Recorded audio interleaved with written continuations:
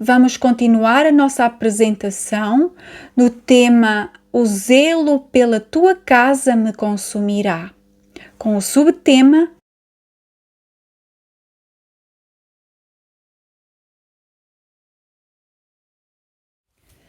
Será que posso ser perfeito sem ser totalmente perfeito?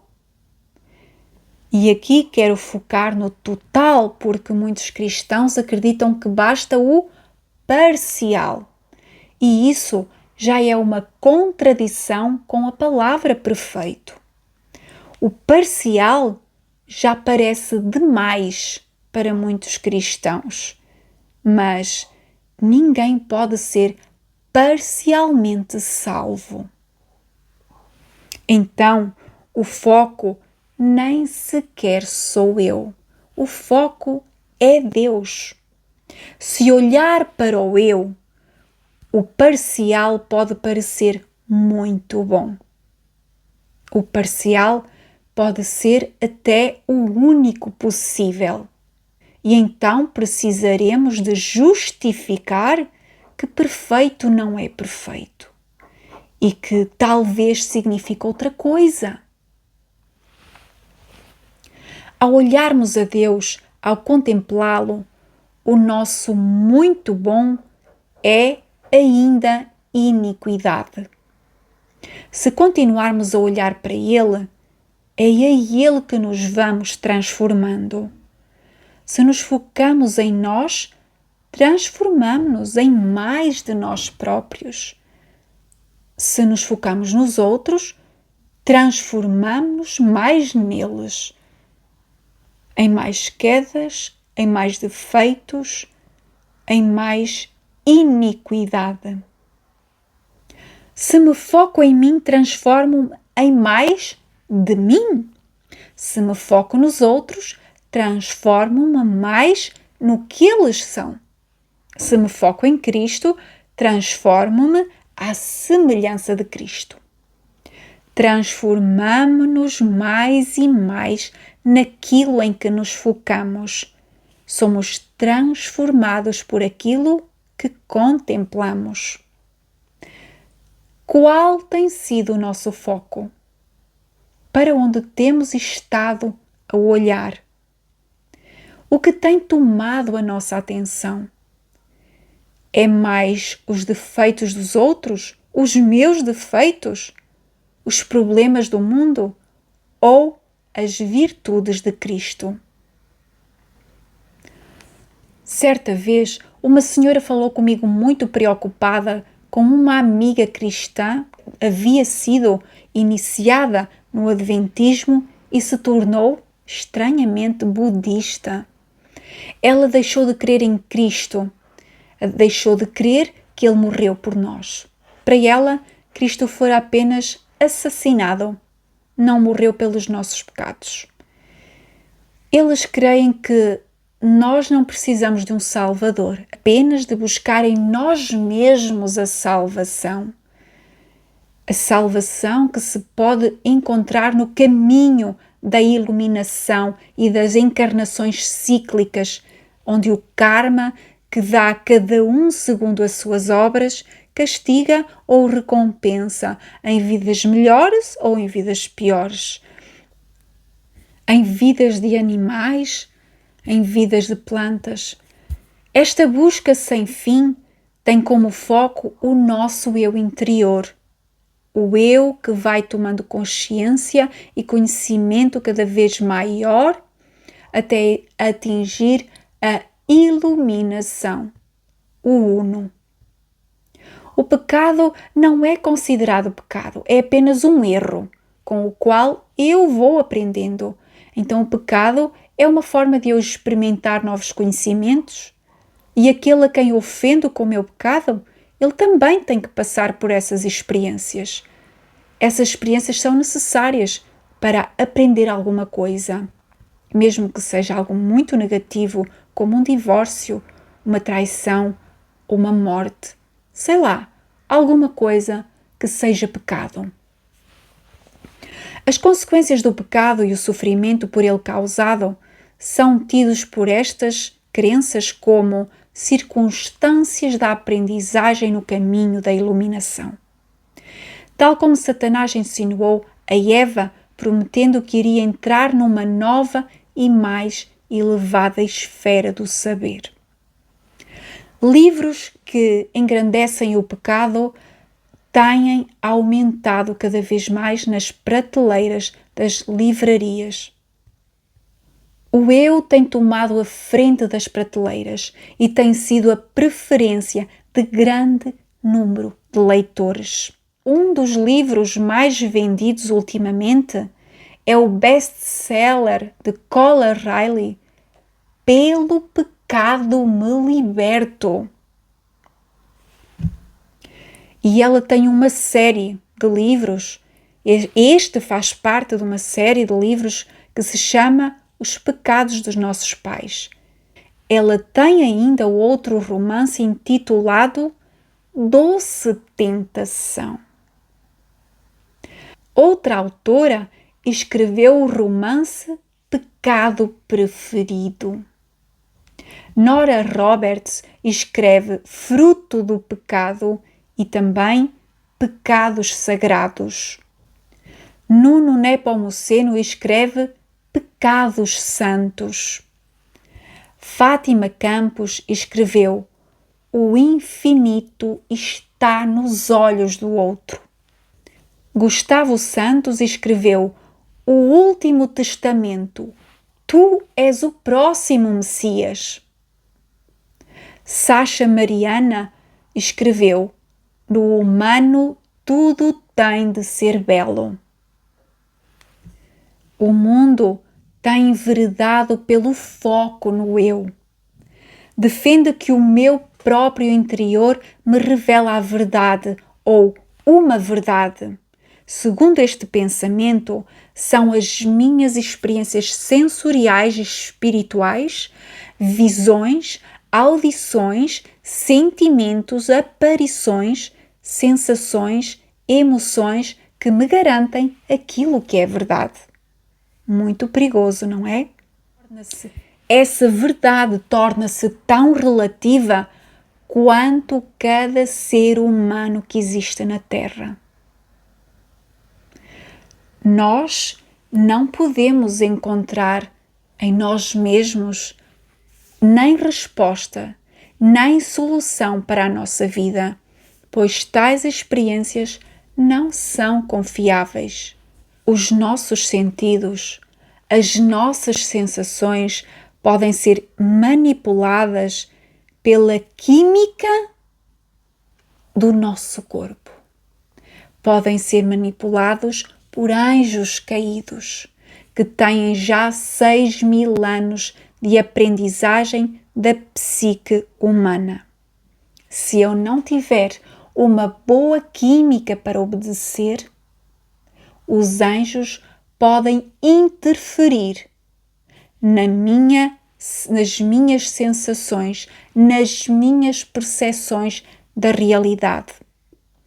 Elas são induzidas por entidades que manipulam os nossos sentidos através da alimentação, da música, dos filmes, dos mantras ou das repetições em curtos espaços de tempo, da ingestão ou introdução venosa de drogas ou por práticas ritualísticas que induzem a estados alterados da consciência, quer através do transe, quer através do êxtase.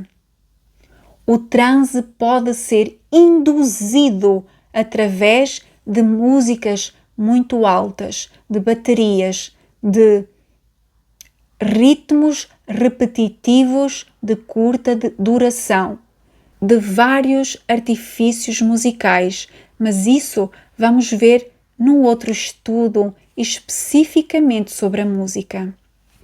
Então, isso induz a estados alterados da consciência, o êxtase ou o transe. Nós vemos como há tantas práticas para nos acalmar, que nos levam ao êxtase.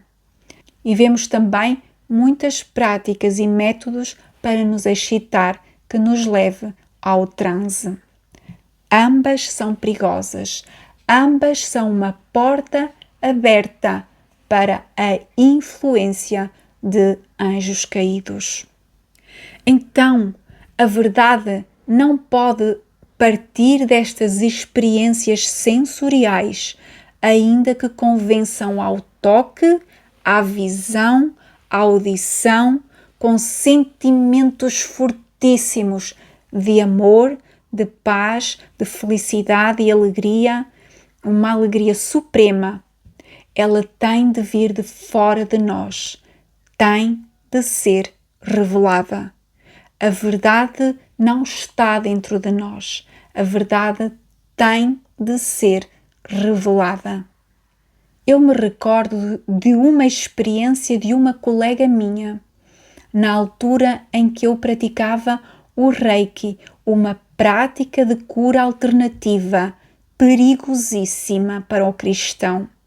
Essa jovem partilhou conosco uma experiência que ela tinha tido, uma visão que lhe dava uma sensação de ser especial, uma alegria extrema, uma sensação extrema de felicidade, que lhe mostrou aquilo que ela era no seu passado e aquilo que ela provavelmente se viria a tornar, até se tornar algo cósmico, algo místico, digamos assim. A sua alegria, a sensação daquela experiência foi inegável para ela, foi aquilo que lhe garantiu que aquela visão era a verdade para a vida dela. Uma visão falsa pode mudar toda a concepção que nós temos acerca da vida, quando nós baseamos a concepção da existência, a concepção da verdade e da vida numa experiência sensorial, mesmo que seja o toque, um toque real, uma visão que parece que está presente diante de nós, uma audição, seja em sensações ou seja em manifestações de imagens idílicas, elas são falsas. Nossa experiência deve ser baseada no que está revelado. Essas experiências, irmãos, provocam um imenso desagrado da realidade. O nosso dia a dia tem-se como monótono, insatisfatório, chato. E o que é que nós queremos? Mais experiências, porque achamos que não temos significado sem elas. Nós achamos-nos importantes quando essas coisas nos acontecem. Mas, irmãos, nós somos importantes para Deus. Não somos importantes se nós ultrapassarmos aquilo que é a realidade. Sentimos a carência constante de mais experiências. É, portanto, viciante e poucos o admitem. Eu lembro-me quando exercia essas práticas, como entre nós havia uma competição espiritual por essas experiências e como aqueles que tinham essas experiências eram considerados seres mais evoluídos.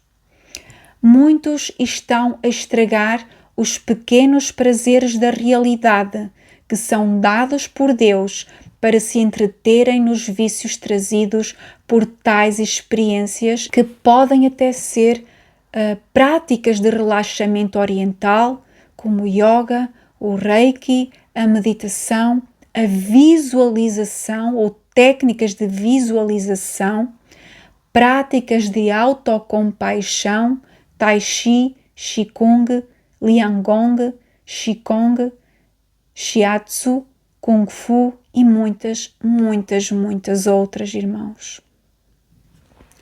Todas as práticas que vieram da influência oriental são perigosas.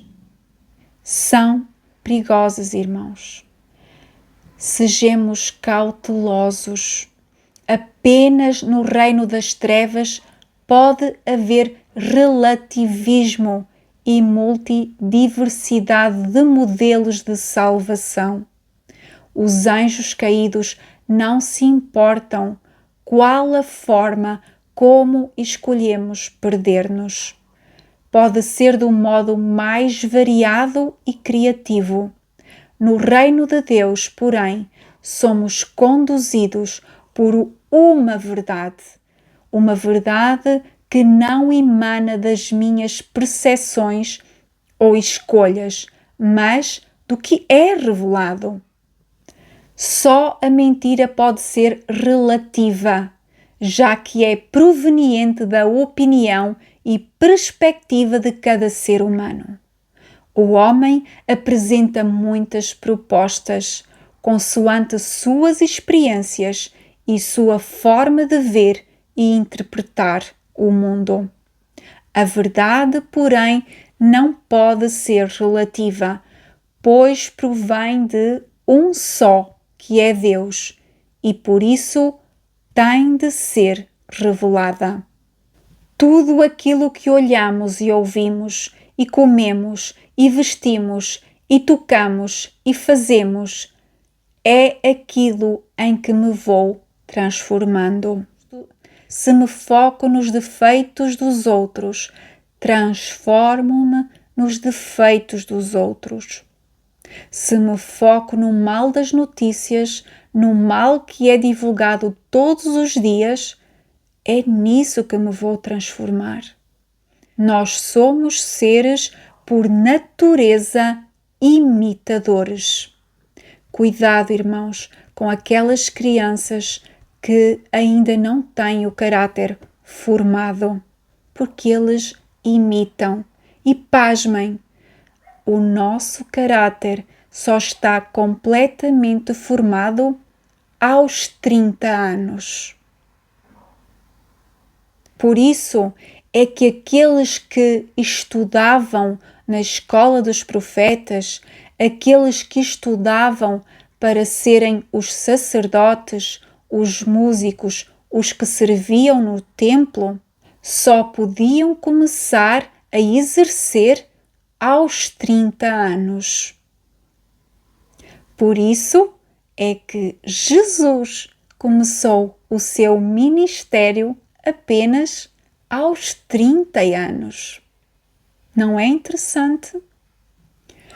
Então, irmãos, selecionemos bem aquilo em que os nossos olhos param, os nossos ouvidos escutam, a nossa boca come e fala e o nosso corpo faz. O foco nos outros é para nós uma desculpa para não vermos os nossos próprios defeitos. O foco no eu, mesmo que seja no eu superior, segundo essas propostas de iluminação, é uma ilusão que anda em círculos e que nunca chega a responder às carências dos seres humanos. Então surge a pergunta: mas se não me devo focar em mim, como posso ver os meus defeitos sem me transformar mais em mim e mais nos meus defeitos? Porque ao olharmos para Cristo, tomamos consciência das nossas deformidades. Não é ao olharmos para nós, mas ao olharmos para Ele que nos defendemos de nos transformar mais em nós. O foco em Cristo esclarece o quanto estamos longe da norma. E Ele é também a solução para obter a perfeição da norma. A salvação não é por comparação com outros, mas pelo padrão de Deus. Se nos compararmos com outros, estaremos perdidos.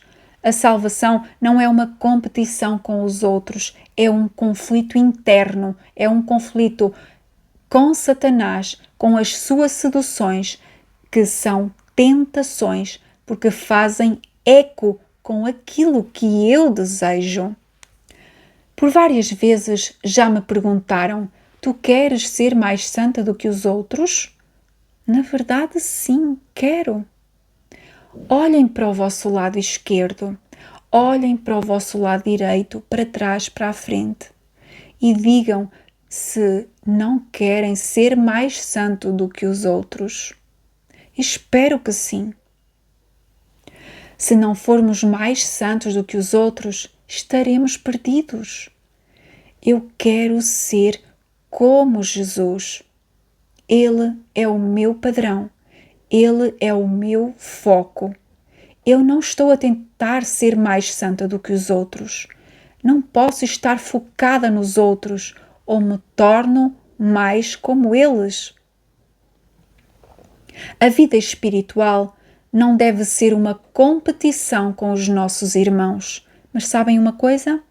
Quem me dera que todos fossem mais santos do que eu, porque eu estou tão longe da santidade que só queria que todos estivessem muitíssimo, muitíssimo mais à frente.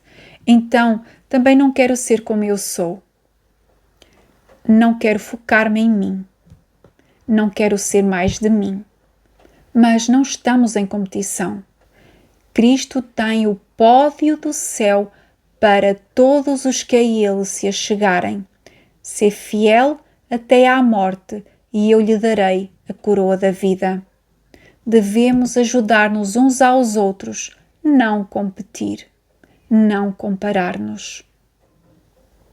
Os que procuram as deformidades nos outros para não ter de obedecer, até em Jesus encontrariam defeitos. A morte dele é uma prova. Eu nunca mataria Jesus, afirmamos. Não?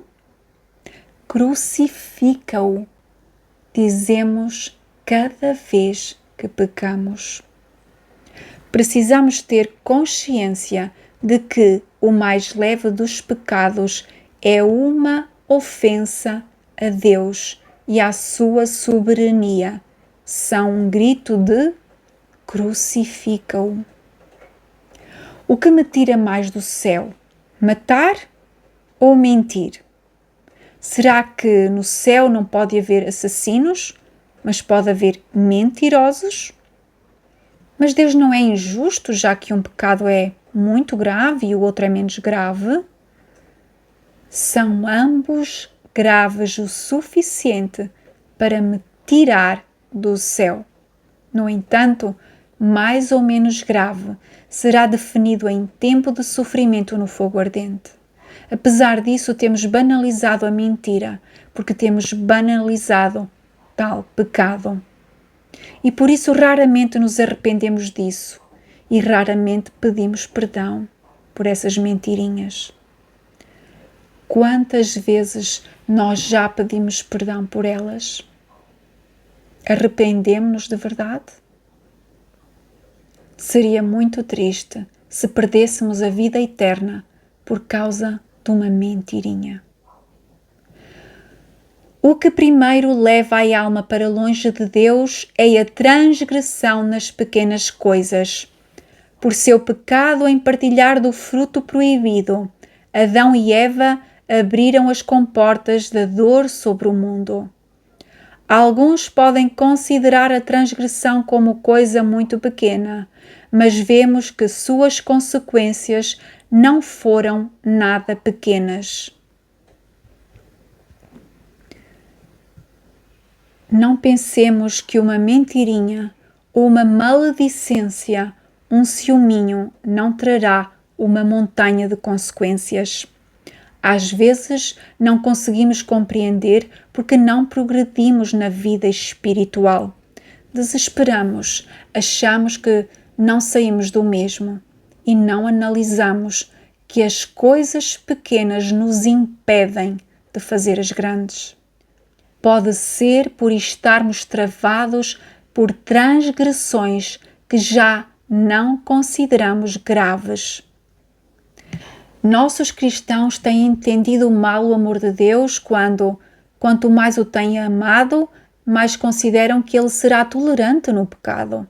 A nossa familiaridade para com Deus está a tornar-nos ousados na transgressão e a considerar que pequenas coisas não nos tirarão do céu.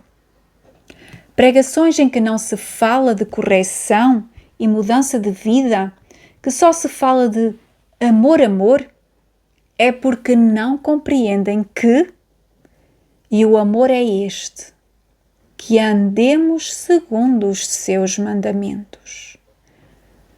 Porque este é o amor de Deus, que guardemos os seus mandamentos. Se me amais, disse Cristo, guardareis os meus mandamentos. Se guardardes os meus mandamentos, permanecereis no meu amor, assim como também eu tenho guardado os mandamentos de meu Pai, e no seu amor permaneço. Então, amar é obedecer, é a mesma coisa. Amar é cumprir a lei, é a mesma coisa. Temos tentado desfocar-nos da obediência e focar-nos no amor, como se o amor fosse a perfeita distração para não obedecer. Mas amar e obediência é a mesma coisa. Banalizamos o pecado até quando defendemos o amor. Percebemos como a maldição caiu no mundo por causa de um pecado, aparentemente tão pequeno, e até consideramos injusto que recaiam sobre nós as suas consequências. Porém, essa situação ficou registada para que compreendamos que, se um pecado que nos aparenta ser insignificante teve tais consequências tão gravosas para o mundo, os nossos não poderão ter menos. Nossas faltas visíveis ou secretas, grandes ou pequenas, acarretam sobre todos à nossa volta, na natureza e na degradação humana, uma degeneração acrescida e crescente à medida que pecamos. Catástrofes naturais, guerras, instabilidade económica, revoltas sociais, decadência moral e física são consequências diretas dos pecados pessoais que insistimos em afirmar que ninguém tem nada a ver com isso quando recaem sob a forma de consequências sobre todos e sobre todo o mundo. No entanto, é maldição que lhes estamos a levar tão arrogantemente e a receber deles bandejas de desgraças. Ninguém é tão independente que suas decisões, ainda que digam respeito apenas a si mesmo, não tragam consequências sobre os outros. O meu pecado, ainda que secreto e pessoal, é uma invasão à paz de todos os demais. Consideremos, pois, grave uma mentirinha. Consideremos grave um pensamento de chacota. Consideremos grave um desejo de algo que não conseguimos ter, mas se pudéssemos, teríamos. Se amamos a Deus, amamos a sua lei. E a obediência é o nosso regozijo. Porém, se não amamos obedecer-lhe, então entristecemo-nos, enfurecemo-nos contra aqueles que cumprem sua lei. Quando te falam em deixar o pecado, ficas zangado ou assumes que deves mudar? Revoltas-te contra quem te mostra o pecado? Desvalorizas? Achas que tens a vida toda para resolver? Achas que não é culpa tua? Que é culpa da tua natureza pecaminosa? Das tuas condições de vida? Da forma como foste educado? Quanto mais exemplo alguém é para nós, mais expostos ficamos em nossa consciência e mais perseguição investimos contra ele. Quando não aceitamos, mais irados nos deixam aqueles que são exemplos para nós. Somos maus, irmãos, somos cruéis. Preferimos matar Jesus e os outros do que deixá-los falar dos nossos pecados com seu exemplo. O exemplo dos outros expõe-nos, por isso ficamos irados. Nós não queremos deixar de pecar, por isso encontramos desculpas em tudo o que podemos. Deus é santo demais para o suportarmos. E alguns que andam para aí a refletir o seu caráter são um grande incômodo. Porquê? Porque são reflexo da santidade divina. A glória de Deus neles é-nos insuportável. Queremos calá-los, queremos esconder deles a nossa face, como os israelitas esconderam a sua face de Moisés, porque não podiam suportar a glória de Deus em Moisés.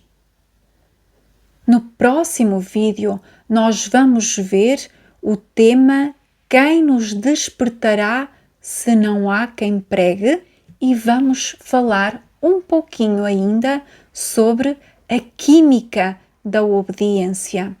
Não perca! Se gostou, partilhe este vídeo e ative o sininho para receber as notificações. Obrigado e até breve!